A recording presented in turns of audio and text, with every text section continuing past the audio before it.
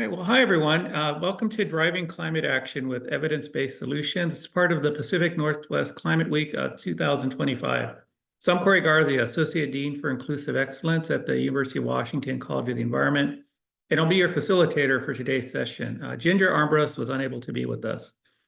We're glad you've joined us for this important conversation on climate solutions, science, and action across the Pacific Northwest. Now, before we start the presentations, I just want to give a few quick notes on how today's session will run. Next slide. So our panelists will each give a short presentation, about 7 to 10 minutes, followed by an open Q&A. You can submit your questions at any time using the Q&A feature that's located at the bottom of your Zoom screen. Then our moderators will review the questions and forward them to me and the panelists to address them towards the end of the session. But before we get into things, let's kick off with a quick audience icebreaker. We'll take about a minute here. Tell us where you're tuning in from.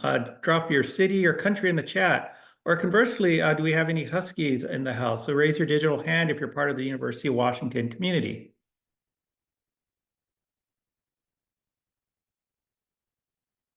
Looks like we have quite a few Huskies in the audience today. Great.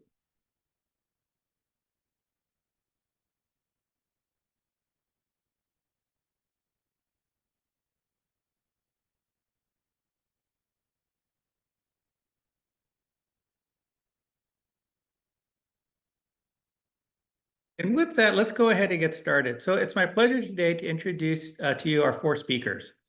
So Meade Krosby is a climate adaptation scientist and longtime leader in climate resilience and solutions. She is a senior scientist with the Climate Impact Group and the University Director of the Northwest Climate Adaptation Center here at the University of Washington.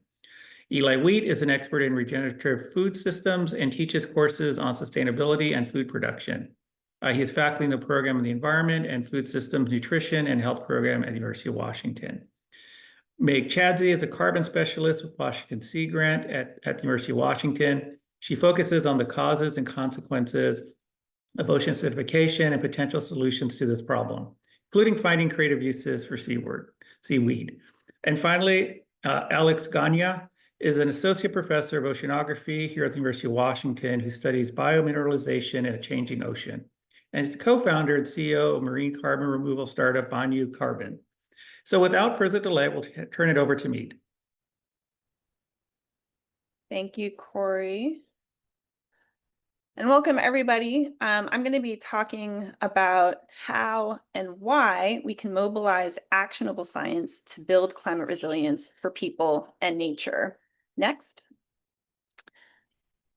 So as climate change accelerates, many of the impacts we're feeling, from extreme heat to worsening wildfires and floods, reflect the fact that our human and natural systems were built to succeed in the climate of the past, a climate that no longer exists. So how we get around, how we grow our food, how we get our energy and water, the species and ecosystems we depend on, none of these developed or were built to succeed in the climate we're currently experiencing, due primarily to the burning of fossil fuels. And we know that these impacts are getting worse. So in addition to moving away from fossil fuels, we also need to take action to adapt and to build the resilience of our human and natural systems. Next. Effective adaptation requires actionable science. That's science that is useful and used as people make decisions aimed at building our climate resilience. And we need that science to inform action at every stage of adaptation, from raising awareness of climate risks to assessing and understanding the specific risks that face the people and places we care about, to planning and then implementing actions to address those risks, and then finally monitoring and evaluating those actions to see if they're actually working. Unfortunately, most university scientists aren't trained or incentivized to work effectively with governments and communities to deliver that kind of actionable science. So how can we then mobilize the enormous research engines of universities to help meet that demand? Next. The Northwest Climate Adaptation Science Center, or Northwest CASC, offers a model for doing that. The Northwest CASC is hosted by the University of Washington and is one of 9 regional centers across the country funded by the U.S. Geological Survey, to deliver actionable science to support natural and cultural resource management in a changing climate. The Northwest CASC provides funding and training to scientists from across Northwest universities to help them work effectively with natural resource managers to understand how climate change is affecting Northwest species and ecosystems, and what we can do to reduce climate risks and help build resilience. So I'm going to give just 3 brief examples of what this science looks like and how it's used to inform climate adaptation. Next. I'm going to start by talking about engineered log jams, which can help salmon survive warming streams. So salmon across the Northwest are incredibly sensitive to warming stream temperatures. Large wood and log jams are a critical component of salmon habitat, but their presence in our streams and rivers has been dramatically reduced by wood removal and clearing of riverside forests. So engineered log jams have been installed in many streams to help support salmon habitat restoration. But log jams can also create deep pools of cold water that can help salmon survive in warming streams. But we need science to evaluate the effectiveness of engineered log jams and also to help inform their use. So as a graduate student, Sydney Jantz, who's shown here actually standing in one of those deep pools of cold water next to an engineered log jam, along with some field assistants, helped demonstrate that these engineered log jams do help create cold water pools that support salmon, and also provided insight into where we should be placing these engineered log jams to maximize this effectiveness. And she did this work in partnership with the Lummi Indian Nation, and after graduation, she went on to become a restoration scientist with the tribe. The Northwest CASC has now trained close to 100 grad students and postdoctoral researchers. And like Sydney, most of them have gone on to work at local, state, federal, and tribal governments in roles supporting climate adaptation across the Northwest. Next. So now I'm going to talk a little bit about fire refugia, which I'll explain in a second, which can help support conservation of species like fishers in a changing climate. If you aren't familiar with fishers, these are large members of the mustelid or weasel family. They're about the size of a large house cat. If you haven't seen one, that's not surprising because they're very secretive, but also they were hunted close to extinction in the Northwest early in the 20th century. So in Oregon, they occupy only about 15% of their historical range now, and they're threatened by forest loss and climate change. They're especially sensitive to increasingly frequent and severe wildfires, which destroy the mature forest habitat that they depend on. So Sean Matthews is a wildlife ecologist who's been partnering with the U.S. Fish and Wildlife Service, National Forests, and others to help conserve fishers by identifying fire refugia. And fire refugia are areas of forest that may be less likely to experience severe wildfire as climate warms, which can offer a refuge to species like fishers that need mature, intact forest. So science identifying where these fire refugia are is helping to inform recovery planning for fishers, including where to focus upcoming efforts to reintroduce them into the Oregon Cascades. So Sean is part of a cohort of faculty and senior researchers supported and trained by the Northwest CASC because we know that we can't just wait for the next generation of scientists like Sydney. We need scientists at all career stages to be engaged to help meet this demand for science to inform adaptation. Next. And finally, I want to share the story of how managing emerging climate risks like coastal squeeze requires actionable science and capacity and community building. So shorelines and estuaries in Washington and Oregon host some of the region's most critically important habitats. As sea levels rise, coastal habitats can adapt by migrating inland. But this inland shift can be blocked by hard barriers like seawalls, roads, and towns. And that can lead to loss of coastal habitat and fish and wildlife populations, which is called, pretty descriptively, coastal squeeze. So we brought together 100 scientists and coastal managers to work together to identify what we know and what we don't know about the risks posed by coastal squeeze and what can be done to protect Northwest's coastal habitats. Actions like replacing hard barriers like seawalls with natural materials that can protect shorelines, but also allow coastal species and habitats to move inland and keep pace with sea level rise. The Northwest Cask holds a large event like this every year or so to build regional understanding of emerging climate risks like coastal squeeze. And that helps build our region's capacity to address these kinds of risks and foster the communities of scientists and resource managers that we need to work together to address them. Next. So those are just 3 out of literally hundreds of projects supported by the Northwest Cask that have helped mobilize the breadth and depth of university science across the Northwest to inform on-the-ground, evidence-based climate adaptation.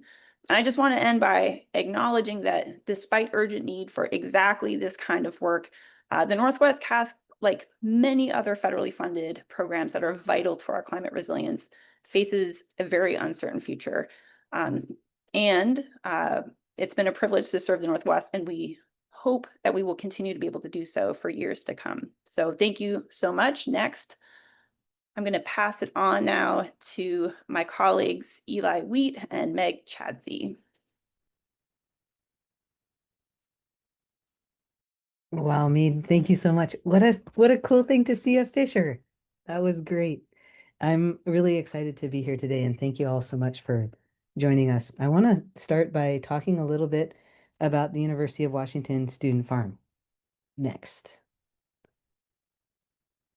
Yeah, so the University of Washington Student Farm has the mission to be a campus center for the practice and study of urban agriculture and sustainability. It's an educational, community-oriented resource for people who want to learn about building productive and sustainable urban landscapes. And here's a picture of a box of produce that goes out weekly, all season long, from the UW farm to community members who come to the farm each week to pick up a fresh box of vegetables. The UW farm is a small farm with a really fairly big vision, and it accomplishes a lot of great things. Maybe we could go to the next slide. Some of the things that we accomplish on less than 2 acres of growing ground, we grew over 20,000 pounds of produce and generated $70,000 in revenue. And we did that while donating over a third of the produce back to the UW campus. So over a third of the produce goes back directly to students, and a whole bunch of it goes to the UW food pantry. And all of that work was accomplished through 4,300 hours of community volunteer labor and practice and learning that happens at the UW farm. Slide 3. Thanks. So the UW farm has 3 different places for production, with a host of opportunities to practice growing food in different kinds of settings. So there's a rooftop garden here on the left. There's a terraced front yard at the front in the front hall of the Mercer Court Apartments. And there's a more wild setting over at the Union Bay Natural Area. For these 3 different growing areas, the UW farm can attract students from across the university. We host students in almost all the majors you can imagine, from civil and environmental engineering to philosophy and writing to, of course, students in environmental studies. But one of the really cool things about the UW farm is we're not just growing vegetables. We're also growing citizens. We're growing students, citizens who are embodied and connected to place with a deep understanding of food, like what we grow and how we grow it, and how that can have enormous implications for healing the wound of climate change, but also revitalizing urban centers and rural communities. So the UW Farm is a kind of powerhouse of student activity. The next slide. Great, thank you. And at the UW Farm, there's a whole bunch of really amazing research projects happening. Some of the research that's going on there right now includes projects looking into the connections between kelp and soil carbon, the role of fungal facilitation on plant productivity, and the impact of climate change on pests. There's work that includes undergraduate research as well as graduate student projects. And some of the student-led projects on the farm right now are one looking into the nutrient density of plants grown on the UW farm. There's another one looking at the consequences of our no-till practices and carbon sequestration. And there's a third project happening looking at the impacts of tillage on soil macrofauna. Those are the small little organisms that live in soil. Pictured here on the right, you can see a trial of sugar snap peas that's being grown on the farm, and the bed on the left is grown without fungal symbionts, and the bed on the right is grown with them. And you can see a pretty dramatic difference in the productivity. Could we go to the next slide? So about 5 years ago, I got to start working a little bit on a project that marries my interest in marine ecology with my interest in terrestrial food production. And in that project, what we started doing was asking the question of, can soil carbon be enhanced by nutrition, by nutrients that are coming from the nearshore Puget Sound ecosystem? And so I got started looking into some projects with kelp and soil carbon. And this is a group of students from one of my classes helping me lay out kelp across some farm beds to explore the connection between carbon capture in soils and the application of kelp to the soils. One of the things that's really exciting about this project is that it started out really small, first just between me and one undergraduate student, and then it got a little larger between me and a couple of classes exploring this question on the UW farm. So this small-scale project has led to a much bigger project, and it highlights the role that a small campus farm can play in asking big questions that build toward bioregional climate resilience. And Meg is going to tell you a little bit more about where some of the concepts of this project have led to on a bigger scale. All right, Meg. Hey, taking myself off mute. Thank you, Eli. You and our students have been an amazing inspiration, and you've been an amazing collaborator since I started working with seaweed, which I think was actually closer to 10 years ago. It's been a while. All right, so what I'm going to share with you right now is Eli's and my most recent seaweed to soil collaboration, which has the wonderful name Blue Carbon Green Fields, blue for the marine environment, green fields for obviously the terrestrial agricultural setting. And this time, this project is much, much bigger than just the two of us and students. Blue Carbon Greenfields was a multi-partner, $5 million, 5-year federally funded project that had very humble beginnings. But the project was to continue this work of seaweed to soil and to establish and scale the age-old practice of using seaweed to improve the health of agricultural soils and by extension, the health of the crops that are raised on them.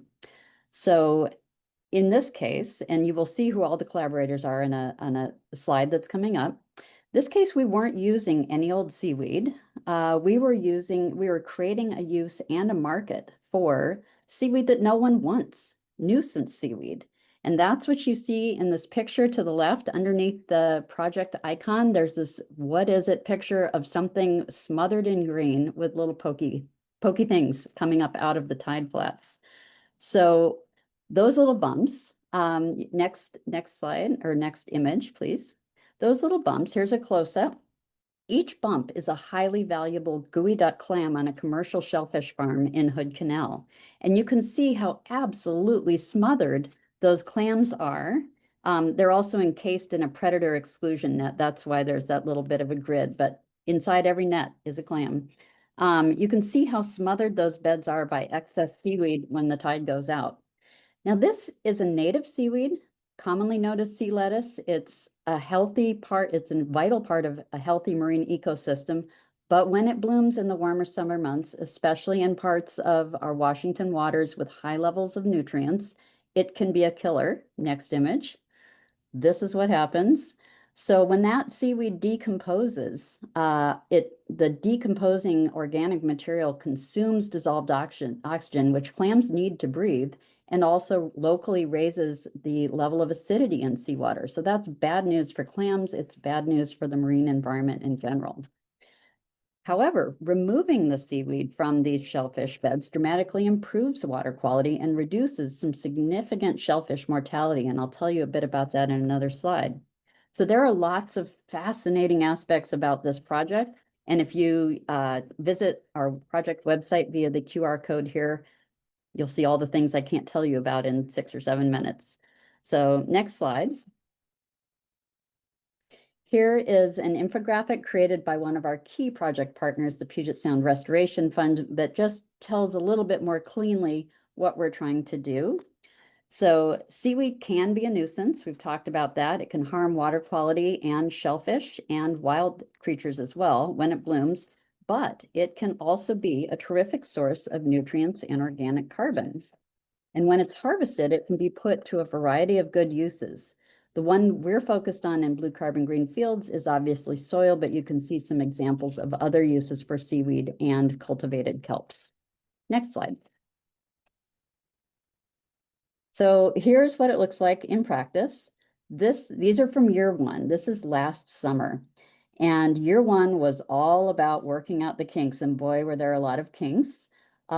We had to harvest all of our seaweed by hand in year one. So you see representatives from the entire project team. I have icons at the top of this slide for the entities involved in this collaboration. There were almost 30 people involved in this project, and we had some good days out on tide flats, lifting up seaweed and putting it in trucks.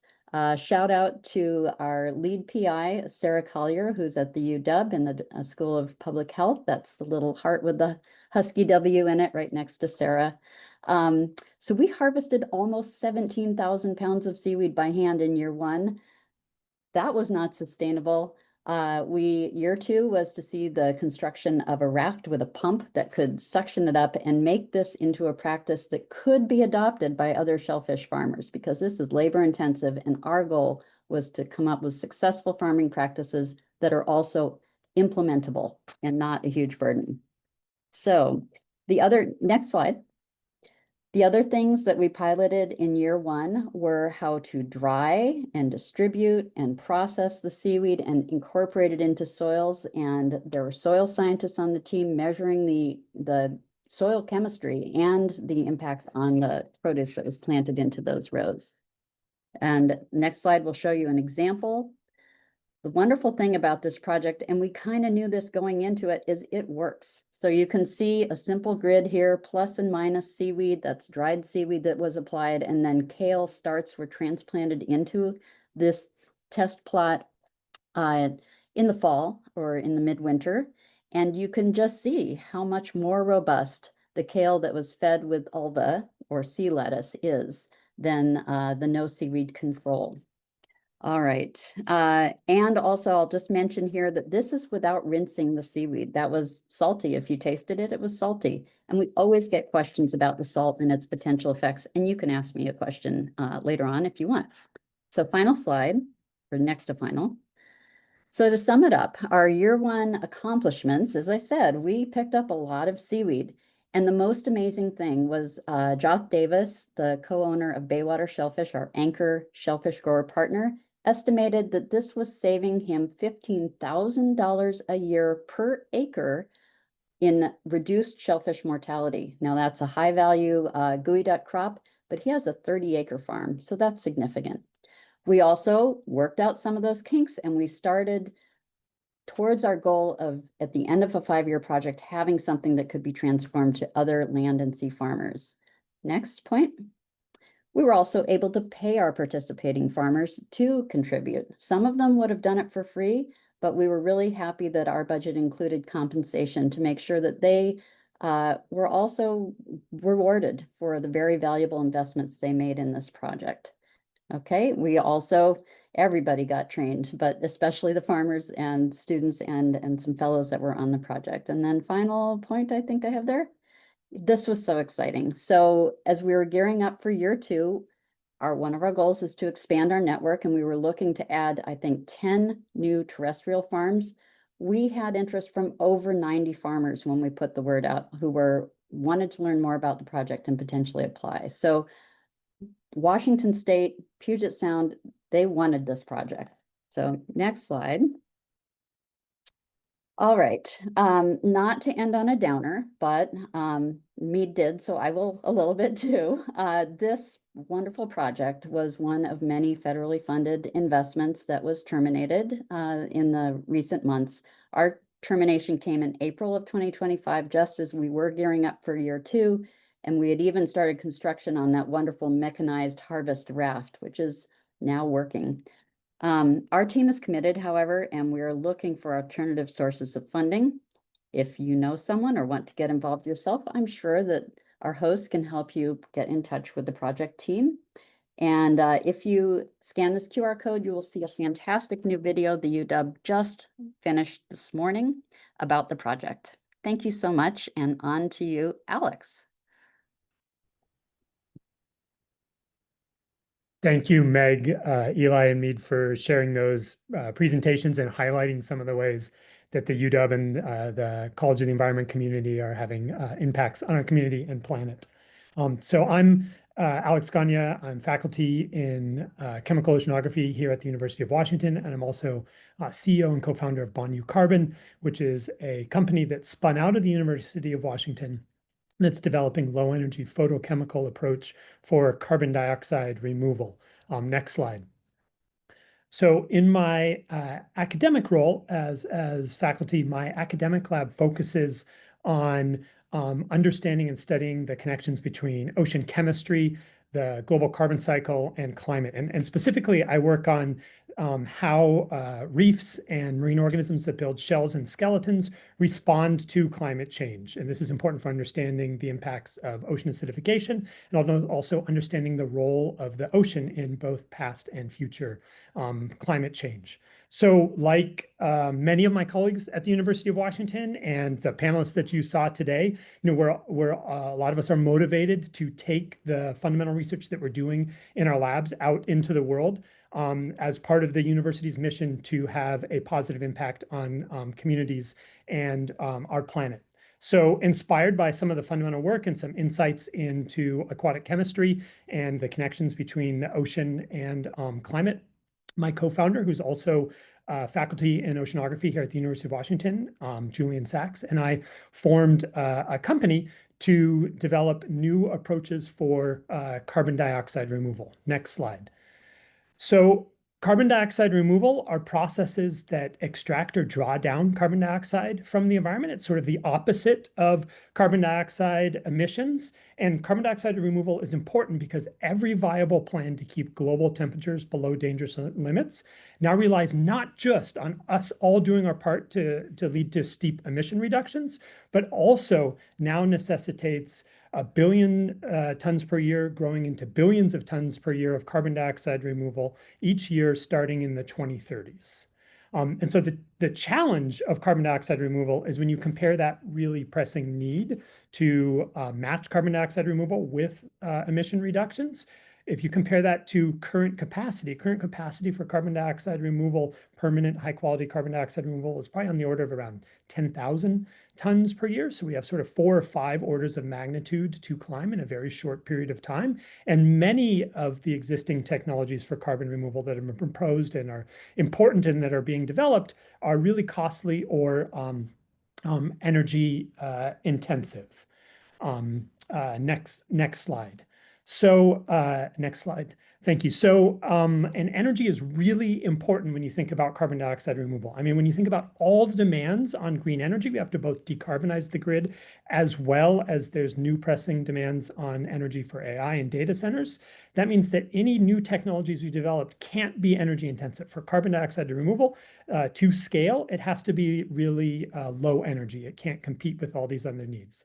So we've been developing a process that takes naturally abundant inputs and like sunlight and couples that with either seawater or air to do a photochemical reaction to extract carbon dioxide from the environment and generate an easy to measure stream of carbon dioxide that can then either be permanently stored in geologic reservoirs underground away from climate, away from having direct climate impacts, or utilized as a feedstock for green materials like sustainable jet fuels.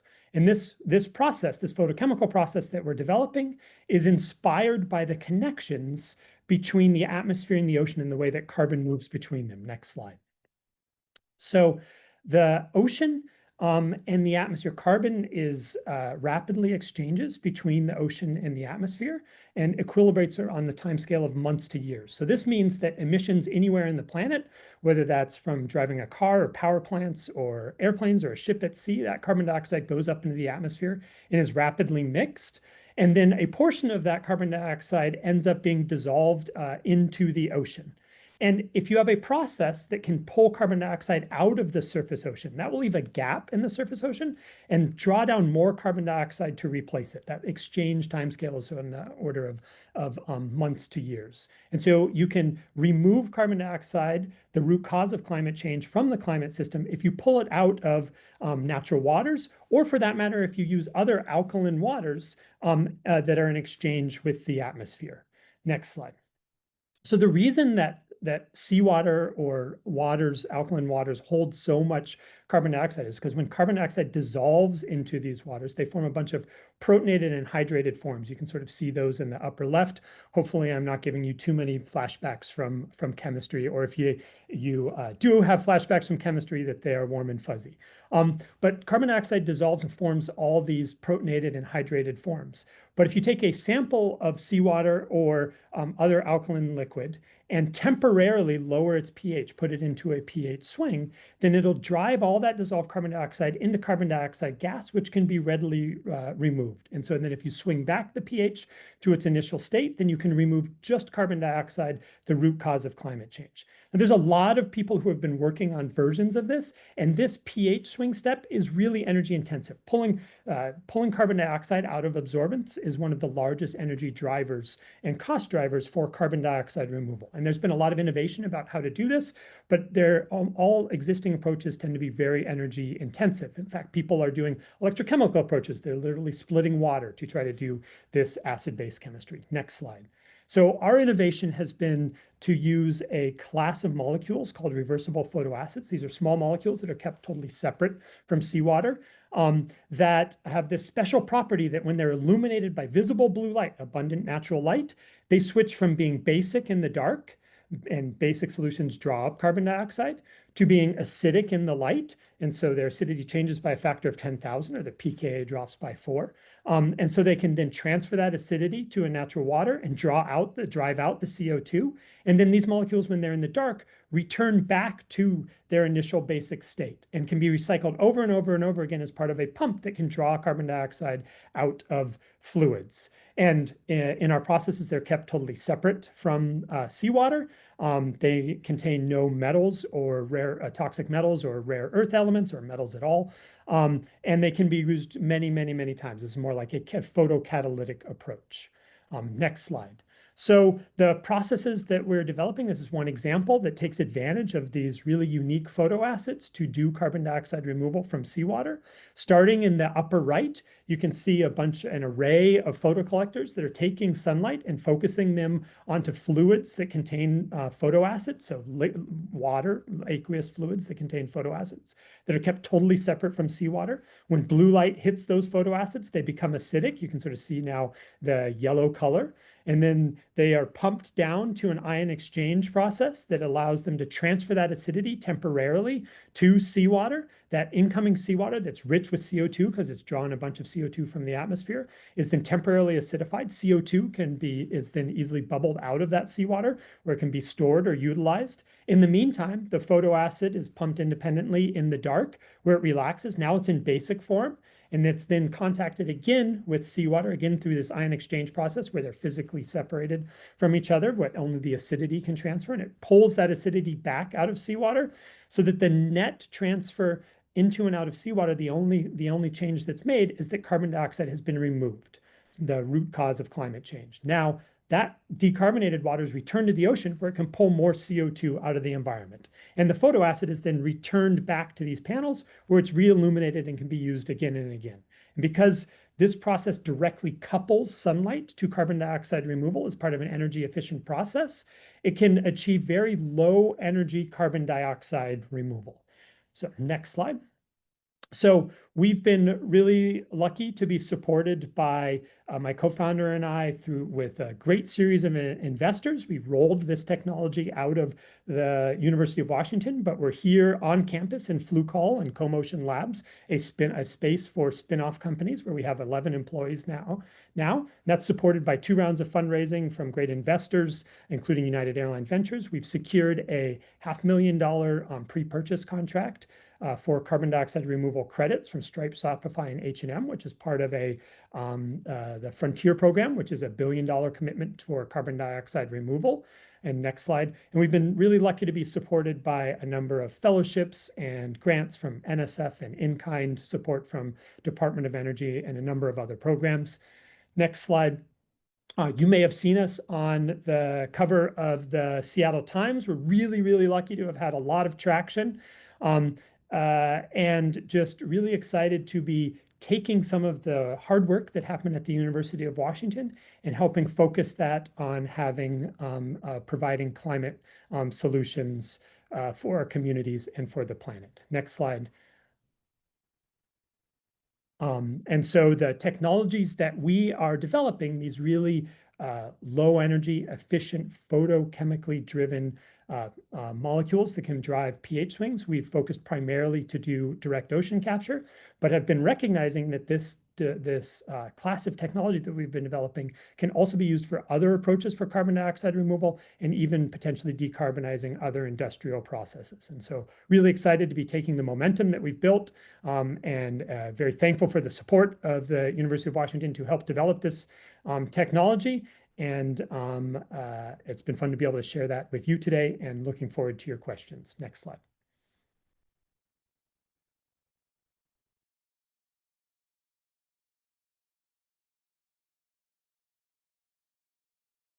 Great. Thank you, Alex, for bringing us home on that one.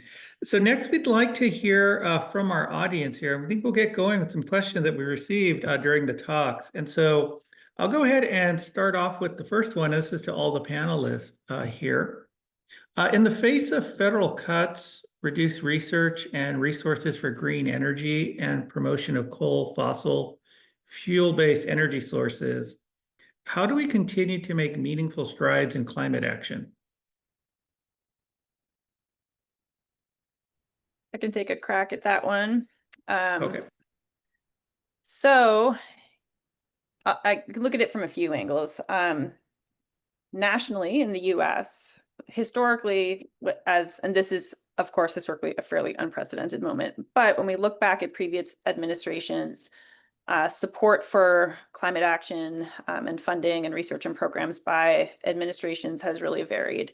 And when we've had administrations that are not supportive of climate science and funding and action, the states and local governments, private industry has really done a pretty amazing job of stepping in to fill some of those gaps.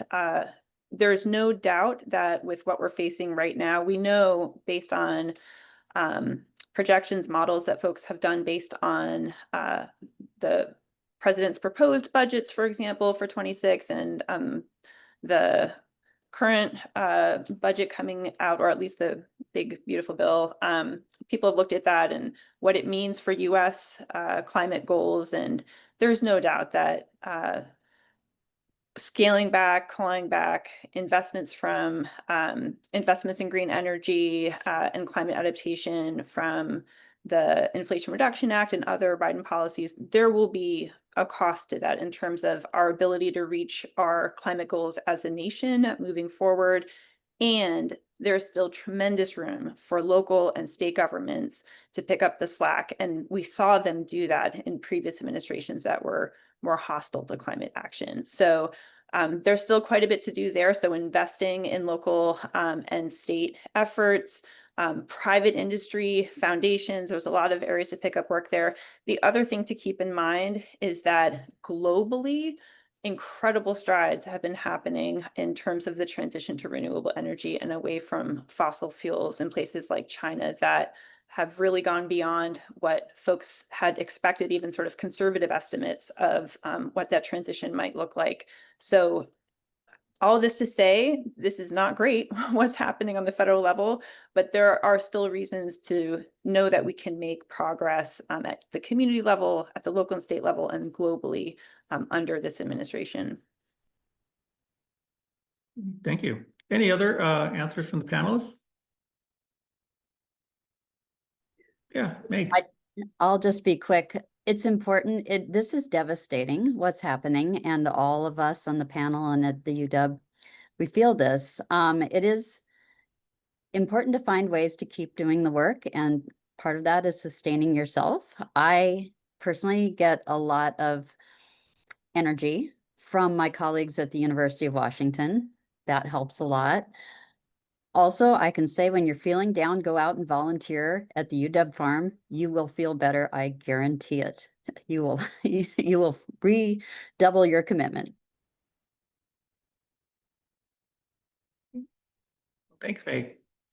And so I'll go to the next question here. I think it's insight with a follow question, making sure they've got this correct. And I think this one's for you, Alex. So if the CO2 extracted from seawater is used for fuels as shown in the diagram, then nothing is accomplished because those fuels, when burned, will release again CO2. Is this correct? Absolutely. If the only way that you can count carbon removal credits and the only ways that our customers think about carbon removal credits is if CO2 capture, like we're doing, is paired with permanent storage. So you have to pull carbon dioxide out of the environment and lock it away from where the part of the carbon cycle where it would impact climate. So when I mentioned sustainable fuels, that is an important value that a process like this can have, because there are hard to decarbonize sectors of the economy, like long haul flight, that are really, really hard to decarbonize. And if you take CO2 out of the atmosphere, use that as the carbon feedstock for fuels, and then those are burnt, that can reduce emissions, right? That's sort of a closed cycle for carbon. So you can end up with no new net emissions. But that is not carbon dioxide removal. And so you'd only be able to sell credits for a process like ours paired with storage, but sustainable using CO2 for sustainable jet fuel is still an important way to reduce emissions for hard to decarbonize sectors. Thanks, Alex. And we have a follow-up question. And so what are your scaling strategies for this photoacid CO2 removal approach? Yeah, so I mean, everything about carbon dioxide removal is how do is testing approaches to make sure that they can really achieve, like when you sort of get to nth of kind, that they can achieve low cost, low energy, environmentally responsible carbon dioxide removal at the scale of hundreds of millions to billions of tons per year, right? That's the thing that we need to be focused on. And so I think as an organization, Banyu Carbon is really working to systematically de-risk scale up. So we have a bunch of work where we're sort of working with increasingly sophisticated tests and models, both modeling approaches as well as real physical tests. You could come down here to Fluke Hall and see some of those here on campus to really test that scale up. And I think that's one of kind of the exciting things about being able to span these worlds, to be able to work as both faculty and to have this commercialization effort, is that it really helps focus and build muscle on some of these important things like product market fit and understanding what really, would solve the problem, and really addressing issues of scale that we don't often address in our academic roles. And I'm excited to continue to bring that back to our students, sort of like, what does it mean? What are the questions you would need to ask if you need to scale?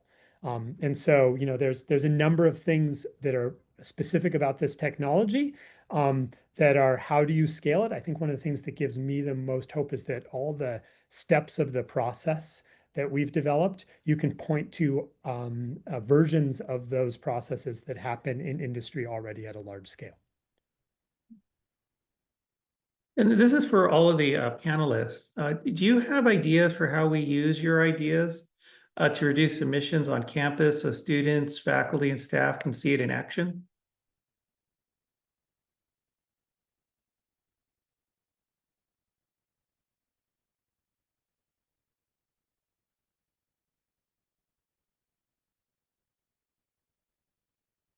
Well, was this a question for Alex to answer or for all of us? It's for everyone. It's for all of you. So I'll take a quick crack at this because I think one of the things that I'm so excited about is the possibility of soil storing carbon. And at the UW farm, we're practicing low till or reduced tillage agriculture. And by not disturbing the soil, we're not releasing that carbon. And that's utilizing the natural storage capacity of soil to store carbon. And that can be long-term storage for carbon. Although I don't know, Alex, maybe we have to go out later and talk more about that. But I think it's a long-term, it counts as a long-term storage solution. And it's something that students can get involved in right away. And last year, David Montgomery and an undergraduate student, Julia McRae, published a paper on the long-term soil carbon storage gains that have happened over the last 20 years at the UW farm because of students being engaged there and because of the way we're changing how we grow food. So it's possible to grow our food and store our carbon too. And that's a solution that I can just really sink my teeth into. Thanks, Eli. Any thoughts from any of the other panelists?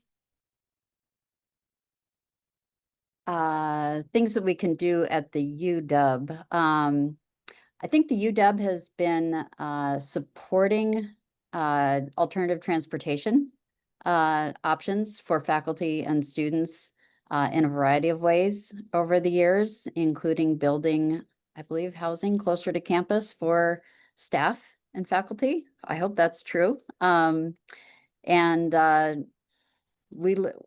It's not New York City. We don't have the very most networked public transportation system in the world, but we've got a pretty good one, and we're getting new bike lanes every day. So transportation is a option that city dwellers like us really have to reduce our own, or as a community, our carbon emissions, reducing your transportation miles and fuel use, I would say. And the UW can support that.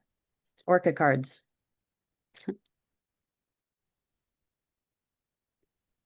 I'm really inspired by some of the stories that you just shared and by what's going on at the UW farm and elsewhere.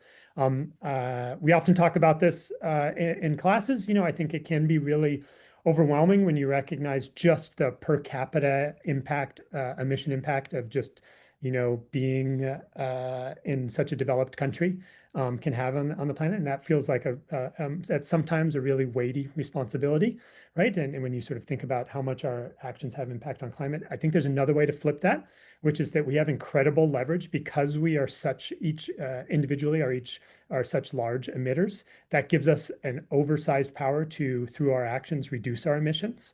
And so I've been excited by the ways that students challenge and provide innovations and do projects on campus to reduce waste, to reduce emissions. And I think that we can all reflect on the different things we can do in our life, challenge ourselves to reduce our emissions, and we can have an outsized impact. We have an opportunity to have more of an impact than many citizens of other countries. Thank you, everyone. But another question from the audience, and this can come for the whole panel, is the University of Washington organizing any kind of coastal and marine ecosystem restoration activities? May I? Yeah, Meg. Heck yeah. So many that I couldn't even probably name them, but my program where I work at the UW Washington Sea Grant, that's one of the big things that we do. So if you and Washington Sea Grant is very outward focused. We serve the residents of Washington State. We support things that Washington residents prioritize in the marine environment. And so when they come to us saying, we want scientific information, we want convening services, we want funding, and we do have funding that we award out every couple of years to help steward the marine environment. We're there for them. And there are so many ways that we do this. I will type our website into the chat and you can look for yourself. Thanks for that question. Any other panelists with thoughts or feedback? No. If not, we have another question for Alex. So for Banyu Carbon, what is the actual capital cost to create one of the direct ocean capture facilities? is great as an engineered solution, but the common criticism is that the cost of creation and operation is not scalable yet, and thus demand for DAC is out of reach. What is the plan to scale this technology to make sure it is effective on the global level? Excellent, thanks. Question and the acronym DAC that is being used in this excellent question is direct air capture. It's one of a few different approaches, technical approaches for directly extracting carbon dioxide from the atmosphere. And I think there's a range of sort of first generation technologies that are being developed and deployed largely for direct air capture or DAC solutions to extract carbon dioxide from the atmosphere. And there's been sort of a growing recognition that while those were incredibly important for capturing our imagination and letting us understand that like this is actually even a possible thing that you could maybe get to scales, we're also realizing that the cost floor for a bunch of those technologies and their energy use might make them prohibitive at the scales that we want to get to have a climate impact. That's sort of like at the $600 per ton or $800 per ton might be their cost floor. And I think the market demand is really to unlock the scales we need. You need to be more around $100 per ton. We think that we have a path to at least under 200, if not under $100 per ton for our approach. The major driver for capital, the capital expenses is the sunlight array. That's the largest driver for capital expenses. We think that we have ways to do that in a scalable way that's low cost and that normal people can deploy and maintain. And the largest driver for operational expenses is just the maintenance of the photoacid fluid. So that maybe sort of gives you some ideas about some of what the levers are. But I think because we don't have as much energy inputs as other approaches, and because it's a relatively simple process, ambient temperature, ambient pressure, not many steps in the process, our techno-economic analysis suggests that there's a path to really cost-effective carbon dioxide removal. Great, thank you, Alex. This next question is for all the panelists. So what are the key things we should be asking of our decision makers and civic leaders to address and mitigate climate change?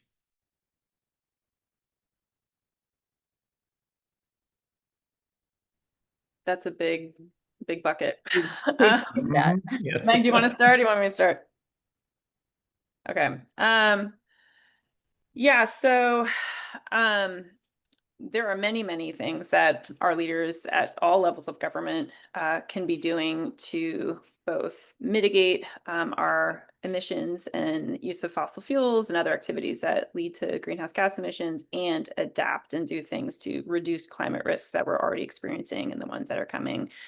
I think sort of functionally, some of the earliest things would be to ask, like, if you wanted to focus on your local government, for example, would be wherever you live, does your local government have a climate adaptation plan? Have they evaluated the risks that are facing your community? Does that evaluation consider disproportionate risks among different populations and more vulnerable communities?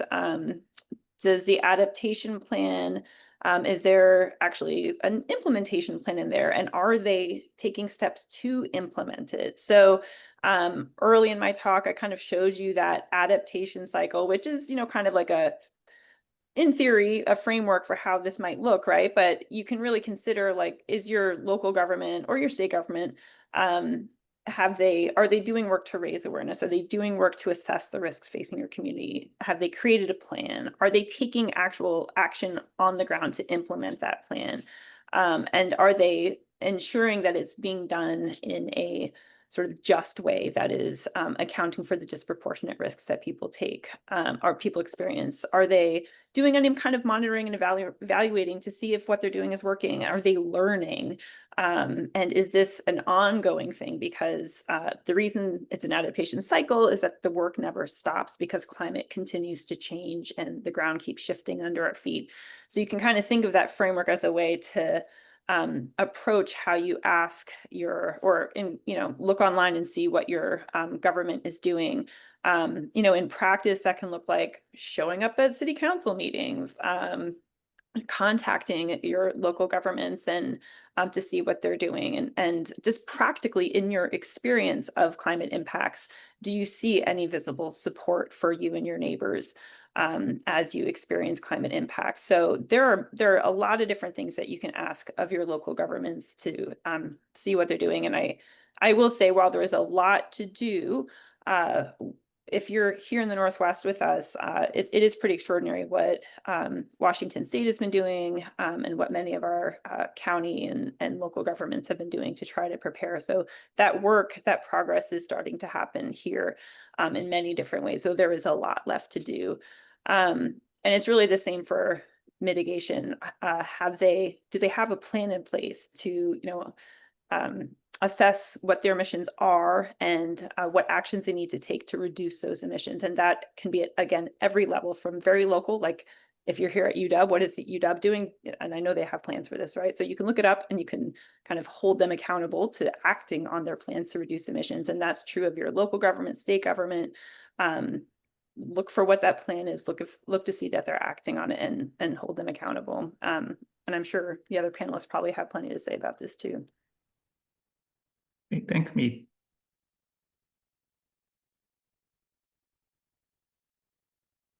Well, I think we're almost coming up on time. So that may be one quick question before we get into the closing part. What drives each of you to do this type of work?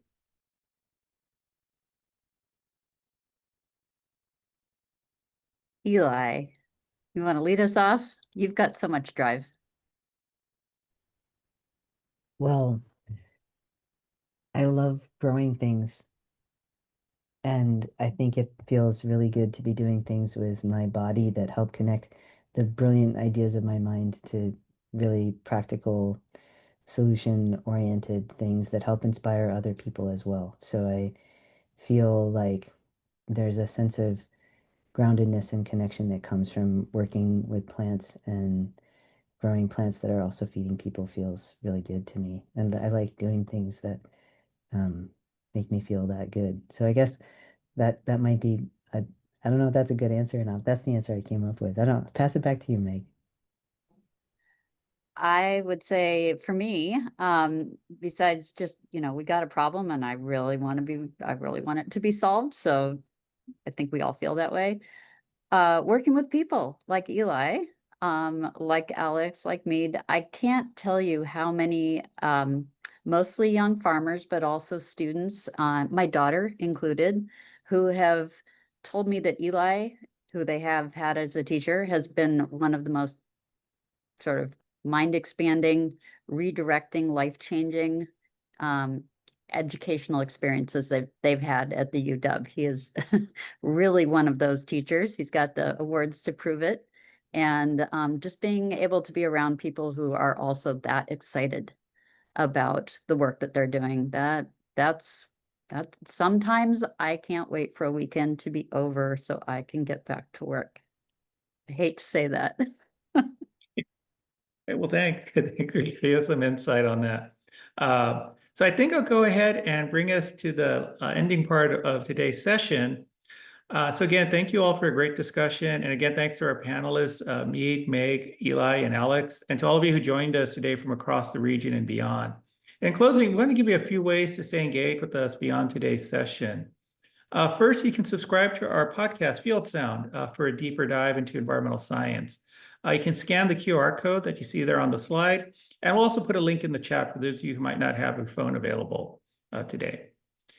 Two, you can subscribe to our monthly email newsletter, Headlines. Again, you can scan the QR code that you see on screen, or you can find the link in the chat.